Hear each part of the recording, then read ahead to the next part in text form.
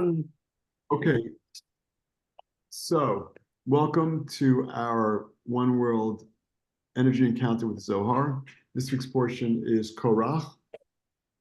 And before we begin, we're going to start off by inviting in the Kabbalistic lineage of the Rav and Karen, and Michael, Rabbi Schlag, Rabbi Brandwein, the Ria Kodesh, the Ramchal, Rabbi Tarfon, Rabbi Mazulai, Rabbi Menachem Mendelov Tepsk, Rabbi Kolon, Rabbi Shapira Pia Setzna, Rabbi Baal Shem Tov, Rabbi Shimon Bar Yochai, and all the students, Rabbi Mordechai of Chernobyl, One Soul with Yosef at Tzaddik in Shechem. As we connect to these verses, let's have a consciousness of connecting to the upper realm and channeling energy necessary for peace on earth, ending the war in Israel, the safe return of all the hostages, protection for the Chayalim. We're trying to free those hostages, also ending the war with Russia and the Ukraine. The energy of healing for all those we know who need healing. Let's just send them energy of healing right now. Also, the energy of assistance to those souls that we know that have passed and that are transitioning. We want to send them energy of comfort on their journey. Also, the energy of comfort and elevation on their journey. Also, the energy of Ahavat Chinam, unconditional love for everyone, treating everyone in the world with human decency, protection from evil eye and evil speech, and removing chaos and negativity from our world. Okay. So we are at verse 28 in the portion of Korach. The article is called "Whatever Your Hand Finds to Do, Do It with Strength." And we'll begin with the Aramaic, verse 28. Rabbi Elazar Hava Kaim Kamed Rabbi Shimon Abuha Amar Le Kativ Re'ei Chaim Im Isha Asher Ahavti Kol Yemei Chayei Chevelecha Amar Le Tachazei Re'ei Chaim Im Isha Asher Ahavta Dahu Raza Davai Bar Nash La'achlala Chaim Be'atar Da Dabala Dala Azla Davai Bar Nash La'achlala Midat Yom Balayla Midat Laila Bayom V'dahu Re'ei Chaim Im Isha Asher Ahavta Mai Tama Kihi Chelkecha B'Chaim Chaim La Asher An Ela Al Da Uva Amalcha Asher Ata Amel Tachat Hashamash Kema Da'amar B'Chol Derechecha Da'ehu V'hu Yeyasher Orchotecha. Version. We are in verse 28, correct? Yes, Rabbi Elazar was standing.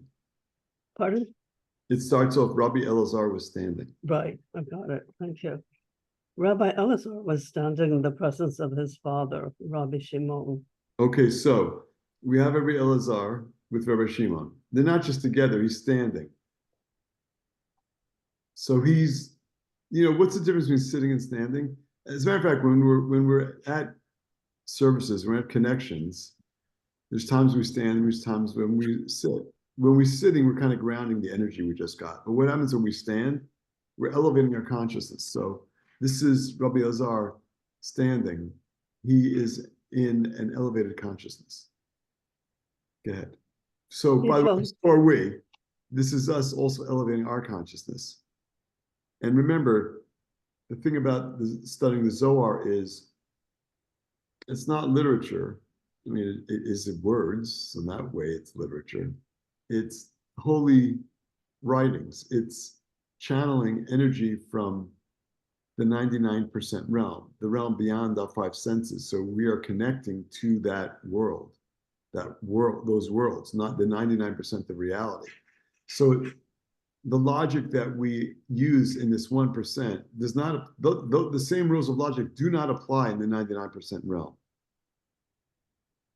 So with that, because we're about to unpack some insights that kind of run contrary to how we process and view the 1%. He told him that it says, live joyfully with the wife whom you love all the days of the life of your vanity. Okay, so Rabbi Elazar is with Rabbi Shimon, and it looks like Rabbi Shimon told Rabbi Elazar. We'll see, but brings down a verse from Kohelet. We are at verse 28 of Korach, which is in volume 18.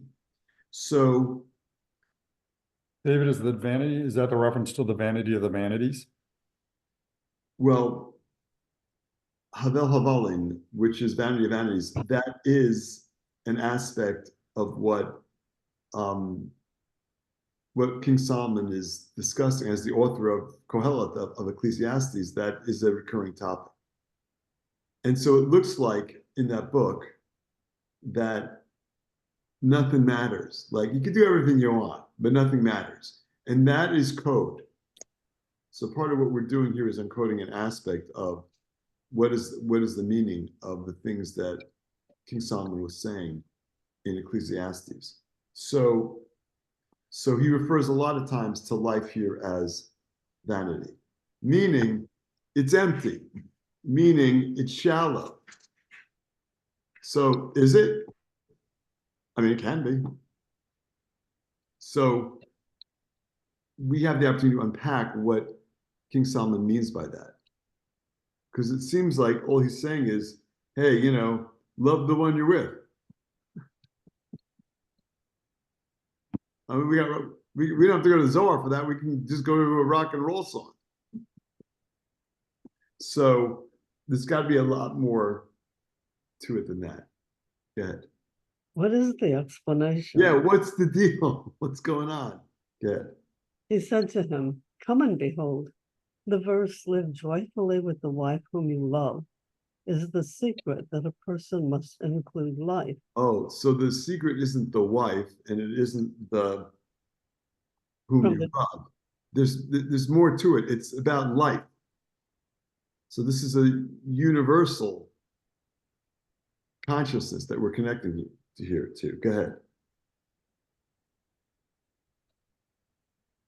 From the tree of life that is there on pen, in this place, which is Malchut, referred to as woman. Okay, so now we see. Yes, he's saying, Kohelet, King Solomon is saying, live joyfully with your wife, whom you love all the days of your life in vanity. But so the Zohar is coming to tell us, together with Rabbi Shlag, that when woman in this phrase is not, I mean, at a simple level, that's what King Solomon is referring to, but at a much deeper level, he's referring to Malchut. Of course he is. Malchut is the realm we're in, the realm of manifestation. That's female energy, manifestation. It's not a gender thing, it's an energetic thing. And so the first takeaway here is when King Solomon is referring to woman in this verse and in other places, he's referring to the spiritual design of the universe. Malchut, our realm, which has no light of its own, is all about manifesting light. And that is female energy. And so what the Zohar is telling is that we need to wake up to that. We're in the realm of Malchut. This is a 1% reality. There's another 99% that we don't see. And so, don't get hung up on what you see going on. It's an illusion anyhow. Connect to joy. I know, but there's things that objectively, they're not good. I mean, we have sadness, we have loss, we have all these. Yes, I know, but understand that there's a much deeper transaction that's going on. This is a spiritual world. We are physical beings. We're not physical beings having a spiritual experience. We're spiritual beings having a physical experience.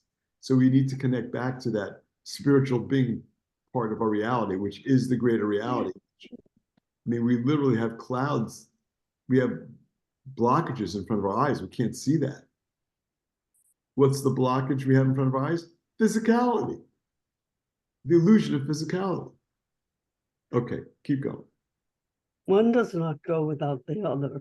There on pen without Malchut. It's like, chocolate and peanut butter. All those great combinations we have. We have Malchut in Zeran Pin. We have Malchut, the realm of physicality, the female energy of manifestation. And we have Zeran Pin, the upper realm, male energy, the energy of potential. When they go together, all potential is being manifested. That's what we're talking about. We want to manifest all the potential. What is the potential we want to manifest?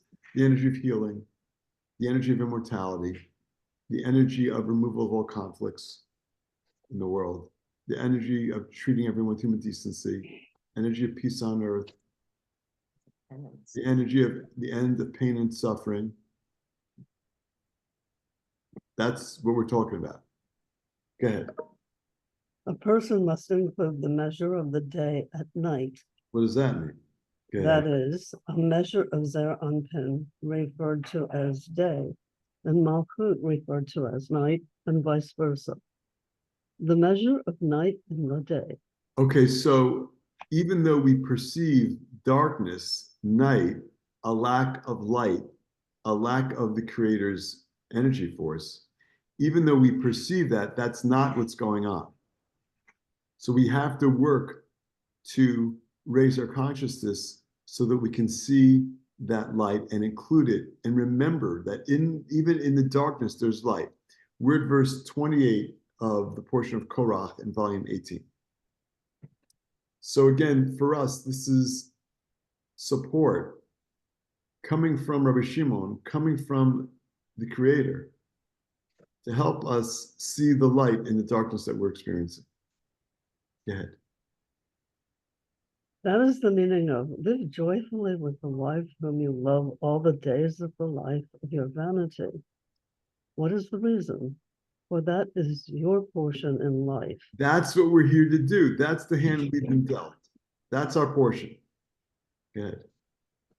Since life, that is the secret of illumination of Chokmah, does not prevail except on this, on Malkut.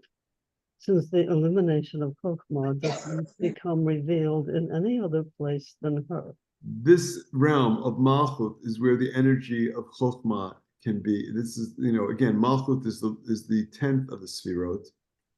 Chokhmah is the second Sfirah from the top. It's what feeds into Binah, the reservoir of fulfillment. So it's the source of fulfillment that's in Binah that flows through Zer Anpin, the 6th Sfirot of Zer Anpin, that finds its way into Malchut. So sometimes in that sense, we're connecting to Chokhmah through Zer Anpin and Binah, but at some points we're actually connecting to the energy of Chokhmah. So when you're in that realm, there is no chaos.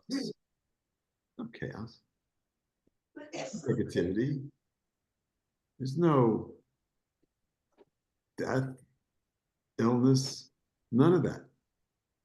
So by connecting to that, we're assisting the world in forging that connection between the upper realm and lower realm and removing all the negativity from our world. Yes, question. What verse are we on? Verse 28 Thanks. in Korach. We're wrapping this one up, and then we're going to go to another verse, which is not going to be directly here. Go ahead. And in your labor, in which you do labor under the sun, it is, as you say, in all your ways acknowledge Hebrew, him, and he shall direct your paths. Da'ehu includes the letters of No, Hebrew, Da, and Vavke, which are Zer, Anpin, and Malchut. Okay, so then deeper, like unpacking the rest of the verse, what's the labor? This is not like this is not like physical labor.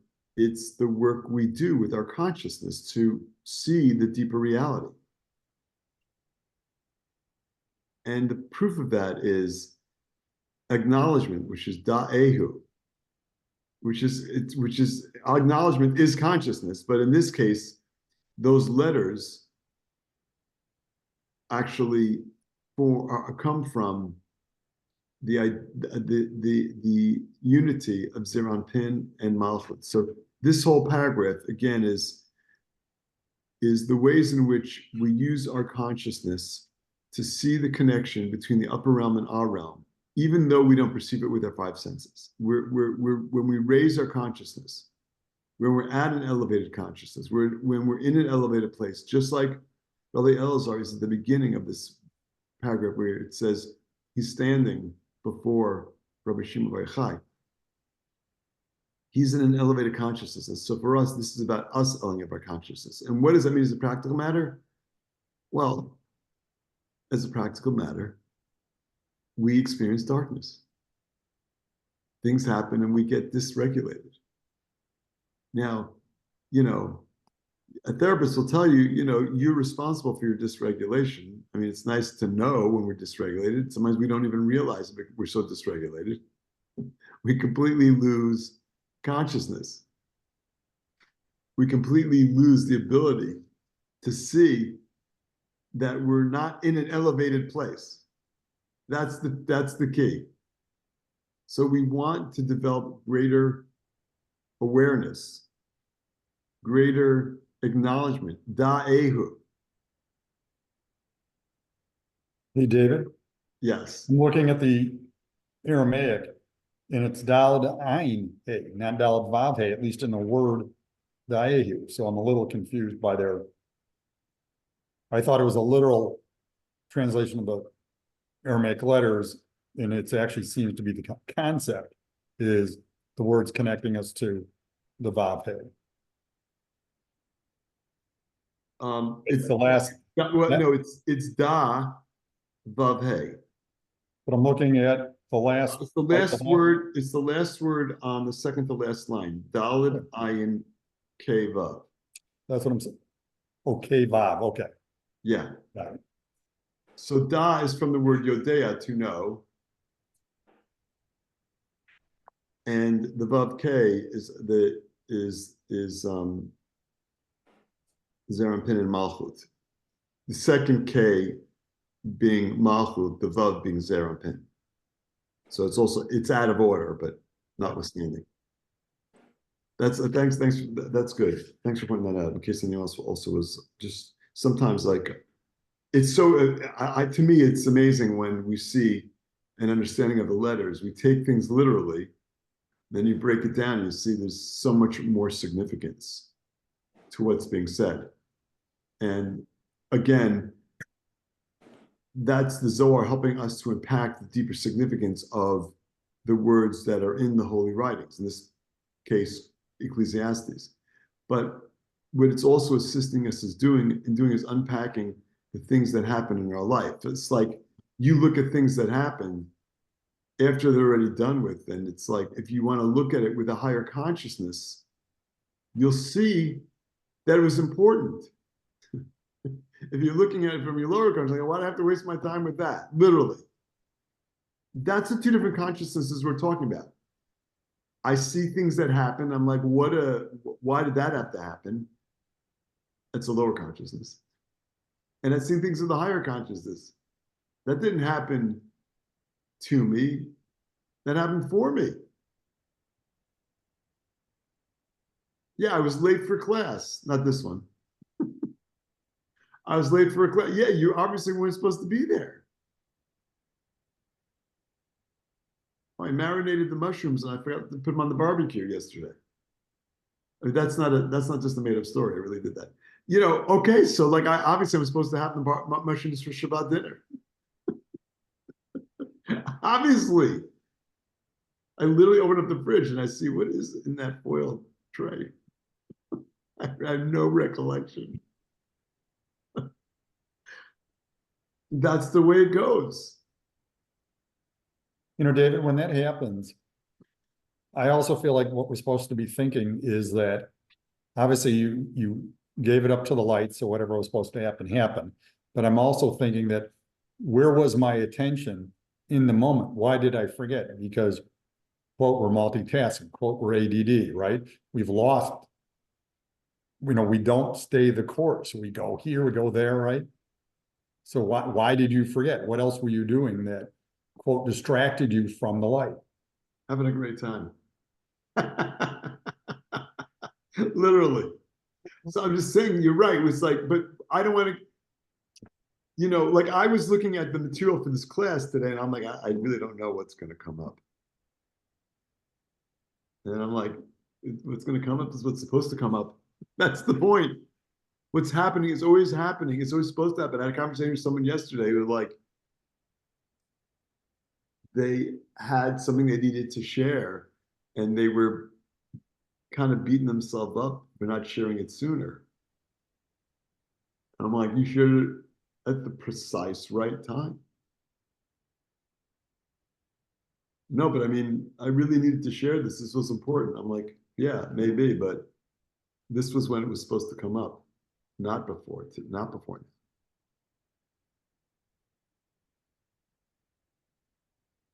And like, that's a hard thing to accept because of your lower consciousness, and Satan and the other side is beating you up. How come you weren't more transparent sooner? I mean, really. It wasn't the way it was supposed to play out. Move on. Yeah, but now I have all this resentment about what happened. Yeah, well, not healthy. Not healthy at all and not accurate. Yeah, it's accurate in the 1% world, but not in the 99%. So like, where's your consciousness? And that's what this section's all about. I see your hands up, Suzanne. Yeah, so what I'm thinking more recently for me, why are there missed opportunities? For me specifically, it's to build my desire. So it's this huge gift, huge, huge. And thank God these are little, like I've been studying long enough, so we've been taught to just be grateful for what's happening, and so it's not worse. Do you know what I mean? Like they're mini little tests, and it's like lots of little tests, but they're little. And they pass very quickly. And it's like, oh my God, this is like a huge blessing. But what's the result? The result is, if many, many years ago, I might have gone into victim or complaint, whatever. Do you know what I'm saying? Yes. And now it's just kind of like, yeah, let's get through this. Come on, let's go. Right. And I want to just add to what you said. It's like, what was the first thing you said? Build your vessel. You missed opportunity. Right. The missed opportunity gives me an opportunity. I need to build my build vessel, desire. right? So like we're attaching a linear, it's right. We're attaching a linearity to like that had to happen so I could build my vessel. That's true. But I want to take it one step higher than that. Not only did it have to happen to build your vessel, but you literally asked for a life for that to happen so that you could build your vessel. Yes. I like that. Like that's what I asked for. I'm just saying that was the one point I wanted to bring out today. Like we need to look at things not from bottom up, which is what we do. We need to look at it top down. Mm-hmm. Not micro to macro, macro to micro. I want my conscious looking at things from up down. What is the elevated way to look at this? They're both elevated, but one's more elevated. Because I'm saying that all these things that are happening in my life, I asked for a life in which these things could happen.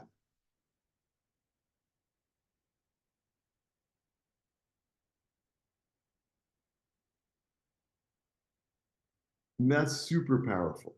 I asked for that. Well, you kind of did. Maybe not the exact way it played out, but you asked for an opportunity to see the world differently. And you needed that experience to see. I know, but it was really painful. I know it was. I'm sorry it was so painful. I really am. But that's the way it played out. Because you needed that experience. And we want to look back on those experiences and see them from that perspective, from that elevated perspective. Because it doesn't hurt so much then. I'm not saying ignore it. You gotta process that pain. But now it's like I've processed that pain. Now I'm looking back and I'm like, I'm looking at it without the pain distraction. And I'm like, that had to happen. And that's where we want to be, because we don't want to be dragging around regrets. We really don't. It's not what we came here. That's not what we came here for. Let's take one more paragraph. Let's turn to verse 44. Again, we're in the portion of Korach. The name of this article is Household Arrangements. This is not a lecture on home economics. They didn't have that at my school, but I know that it was offered at a lot of schools. That's not what this is. 44. I think of Henry Aaron when I think of 44. Anyhow, Pikuda batar da ladun be'erkei bayit. Uvaraza de chachmata bayit de barnash. Da itata. Ihi itata de tova ra. Ubai lahamir ra betova. Yifdela mehahu rabbi ahiv le erech dila.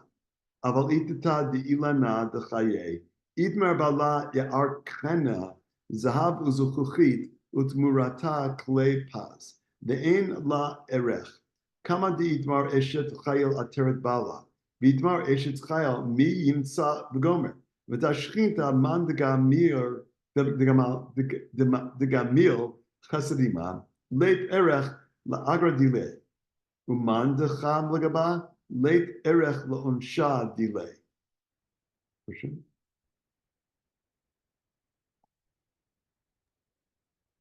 Come and behold.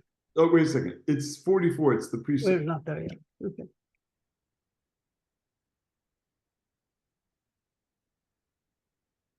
I think I lost my place, so I lost your place, something like that. Is there You want me to pick up? anyone else there that can read it? Yeah, you want me to pick up, David? Yes, go ahead, Peter. Thank you.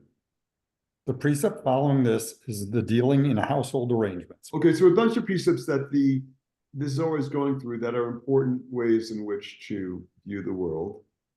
And this one is in dealing with household arrangements. Don't fall for that. Go ahead. In the secret of wisdom, a man's house is his wife. If she is Okay, a now I'm woman, just saying, true at one level, but we just read in the previous Zohar, wife refers to Malchut. So we're looking at this in the secret of wisdom, a man's house is his wife. A man's house is Malchut. Is this physical realm that we occupy. This is spiritually our house. Go ahead. if she is a woman of good and evil, he wishes to exchange a bad woman for a good one. He should redeem her from that evil one and give her her worth.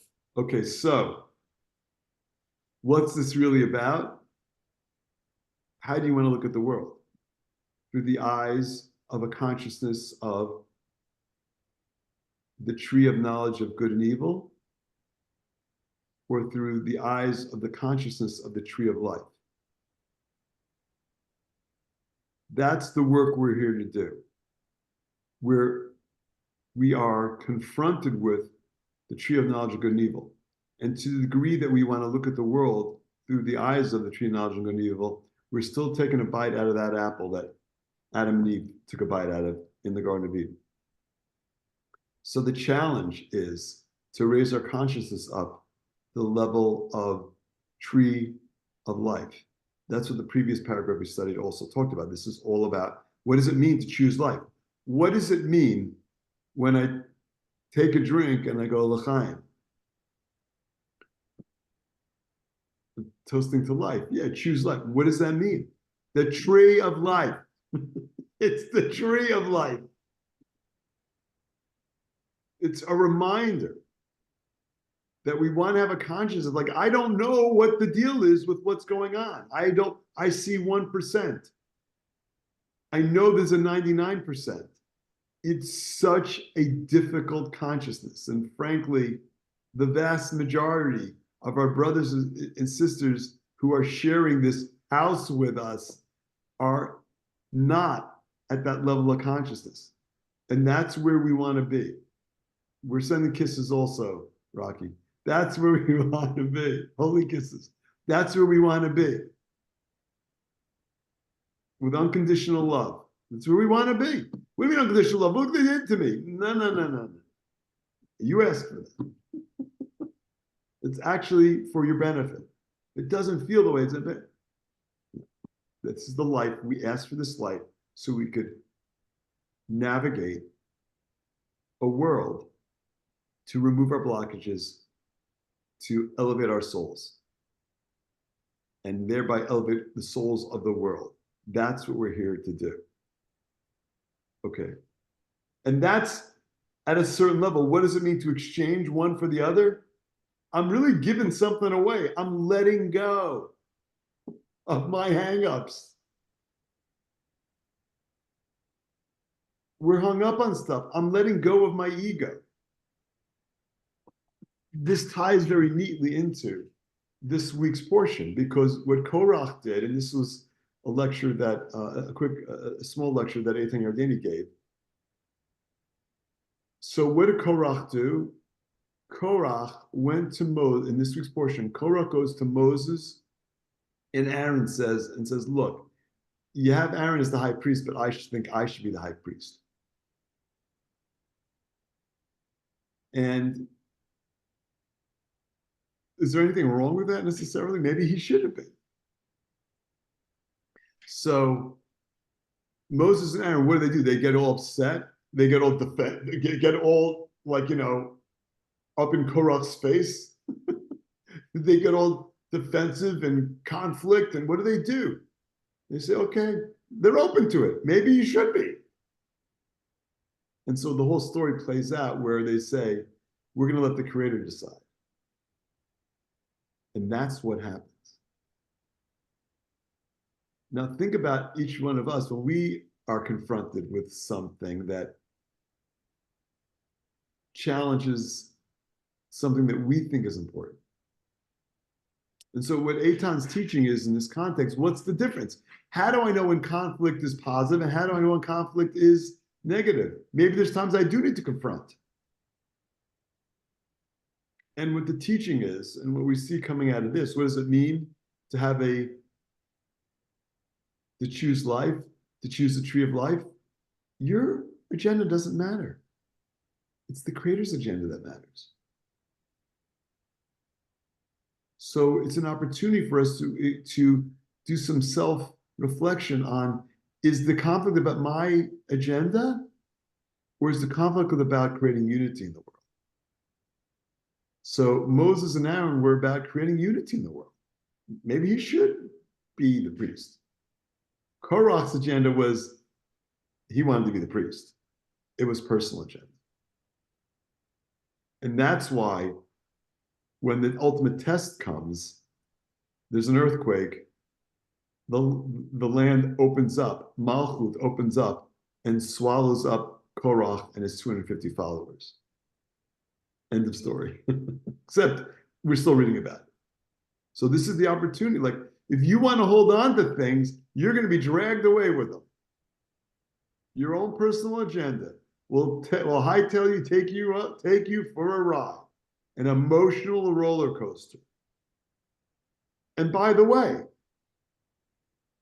the energy of Shabbat just started infusing our world, because midday is at 12:50 Chicago time. It's now 12:53.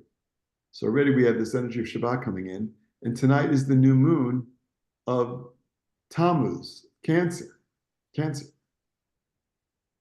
So as Cancerians on a spiritual journey know, they avoid conflict. So like, we don't want to avoid conflict, but we want to make sure our agenda is not involved. They avoid it and then hold it in. Well, that's why their that's how stomachs they get avoid tore it. up. They don't bring it out. Ain't That's that right, David? That's right. They'll try and like, let's see if I can go this way. I mean, or literally run away. So like, that's the energy that's going to be coming up for everybody tonight. Cancerians and non-Cancerians alike. That is the energy that we're going to be seeing. And it's also the energy of agenda. Because if I want to hold on to my own personal agenda, I'm going to go, that's the roller coaster that Cancerians ride all the time. All the time. It's like, they look composed on the outside, Cancerians. On the inside, it's an emotional roller coaster. So we're liable to be experiencing that. So how do I get off the roller coaster? Just let go of our personal agenda. Think about, is this in the interests of unity? If you ever served on this is like, a kind of a real world example, but it does illustrate the point. If you ever served on the board of an organization, they put you on the board not to advance your personal agenda. I mean, a good organization. They don't put you there to advance your personal agenda. They put you there to advance the agenda of the community that they're serving. And so when you're in that, you're literally a fiduciary. It's not about your personal agenda. It's about the agenda of the organization or the community. I need to put my personal feelings and personal agenda aside and try and figure out what's in the best interest of the community that we're serving. It's it's somewhat limited, but to that organization, because of course I do have my personal agenda, but this is all about, from a spiritual standpoint, exchanging my consciousness of the tree of knowledge, good and evil, for the tree of knowledge, for the tree of life. And the tree of life is about not my personal agenda, it's about my advancing the agenda of this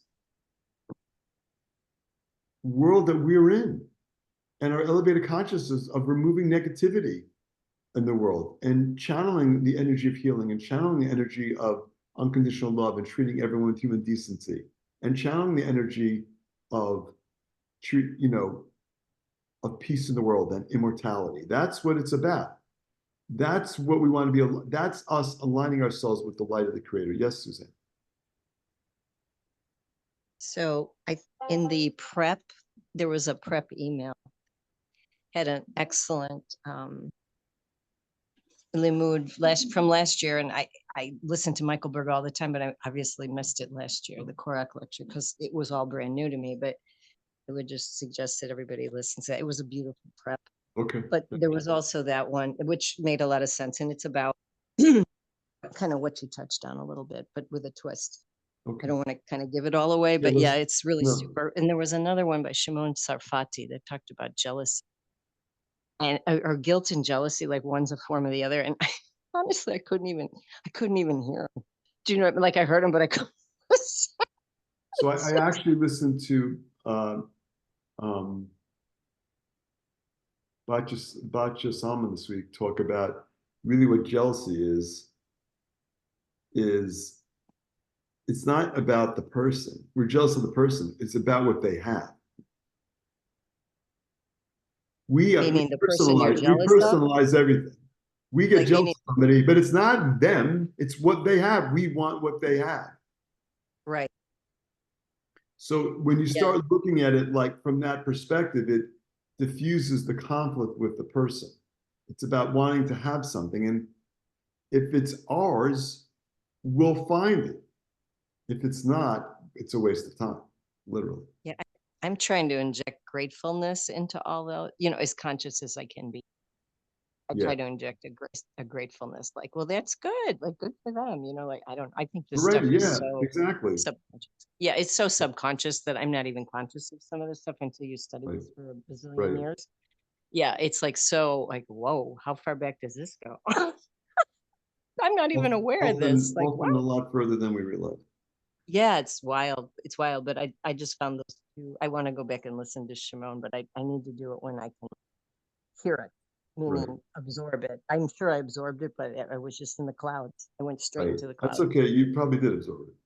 We're running out of time, so let's wrap up this paragraph. However, it says about a woman of the tree of life, that is Malchut, golden glass cannot equal it, and the exchange of it shall not be for the vessels of fine gold. Yeah, you're not buying that consciousness. You're exchanging one consciousness for another. It's a game changer. Go ahead.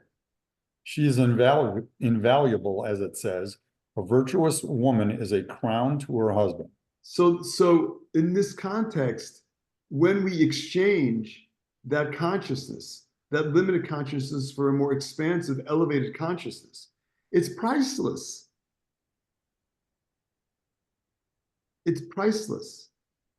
We think our valuable, purposeful, meaningful life is tied to things. No, it's tied to consciousness. The things will come if they're due us based on our elevated consciousness. That's where we want to be. It also takes the pressure off when we can do that. Go ahead.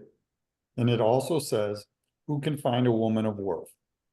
That is the Shekinah. Whoever does kindness by her shall receive invaluable recompense, and whoever is sinful to her shall receive punishment beyond measure. Okay, so those verses from Mishlei are from the Eshet Chayil prayer that we say on Shabbat. So we're literally connecting to the Shekhinah. So keep in mind, if you like candles or if you don't, but if you do like candles, when you're lighting the candles in your home in Malchut, you are inviting the Shekhinah into your home for Shabbat, because the Shekhinah is available to us. And so how do I do this? Just physically lighting the candles? You're lighting the candles, but you're connecting to the upper realm. You're connecting to the tree of life. And you're manifesting this incredible energy of the Shekhinah, this aspect of the Creator into your home for Shabbat. And that helps us maximize the opportunity for elevated consciousness to channel in all kinds of blessings and to remove chaos for the week to come. Okay, everybody, we're out of time. Love you all. Shabbat Shalom. Right. Thank you. Thank you. Shabbat Shalom. Thank you. Shabbat Shalom. Shalom. Shabbat shalom.